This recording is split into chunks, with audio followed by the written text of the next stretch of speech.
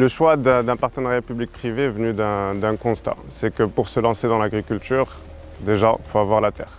Grâce à l'ADA, on peut avoir accès à de très bonnes terres. Tout ça dans un cadre qui est très formel et réglementé. Ce qui rassure un peu par rapport à cet investissement qui est très élevé. On a soumissionné à un appel d'offres de l'ADA fin 2016. On a eu la remise officielle du terrain en 2017 et on a commencé immédiatement à travailler sur l'infrastructure du terrain. L'ADA était encore une fois là avec nous pour qu'on puisse rapidement avoir toute la documentation nécessaire, toutes les autorisations pour pouvoir réaliser l'investissement au plus vite. Et la preuve de cela, c'est qu'en seulement 12 mois, on a pu demander la main levée de réalisation du projet et avoir 110 hectares sur 117 totalement plantés, équipés en irrigation goutte à goutte à la pointe de la technologie, clôturés avec tous les bâtiments annexes construits, tout était opérationnel en 12 mois, jour pour jour.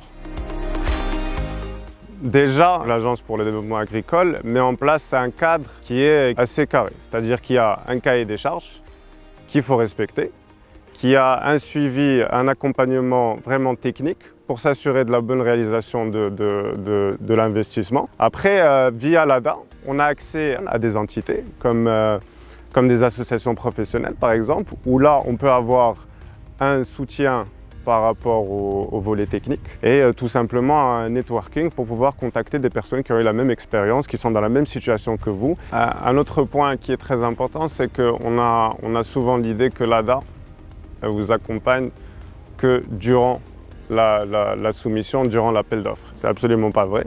Il y a un suivi qui se fait de manière annuelle. Là encore, on exige sur certains résultats, donc ça vous pousse à faire plus, à faire mieux. Mais aussi après dans la valorisation de vos produits. Et là, l'ADA aussi intervient avec des départements qui sont spécialisés dans la valorisation de ce produit. Et c'est là vraiment qu'on voit la réelle valeur ajoutée du soutien de l'ADA. Ici, on se situe à côté d'un de nos bassins. On en a deux. Donc ça, c'est un bassin d'une capacité de 80 000 m3 qui sont construits dans un bassin qui fait 200 mètres sur à peu près 100 mètres. C'est 5 mètres de profondeur. C'est un très gros volume qu'on a aussi choisi de faire en deux morceaux. C'est-à-dire qu'il y a une petite partie où c'est un espace de décantation. Donc l'eau et tout ce qui n'est pas eau claire, mais qui est algues ou déchets qui vient avec, va rester en bas et après va passer dans l'espace de stockage général. Et le pompage de l'eau s'effectue là, au niveau des flotteurs qu'on peut voir.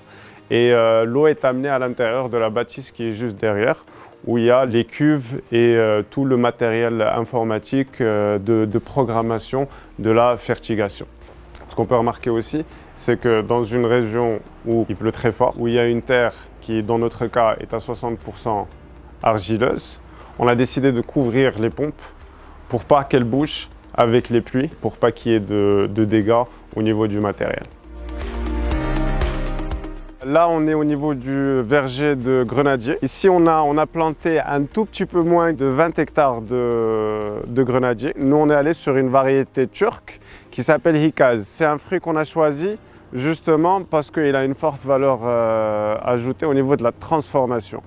Donc c'est quelque chose qui, pour l'industrie des jus, par exemple, peut être très intéressant. Et c'est là qu'au niveau de toute la chaîne, on va dire agricole, nous on se positionne sur des produits qui vont nous permettre de bien valoriser notre production et de passer à l'étape supérieure, pas seulement avec une commercialisation de produits bruts, mais le choix avec de telles variétés d'aller vers de la transformation nous-mêmes.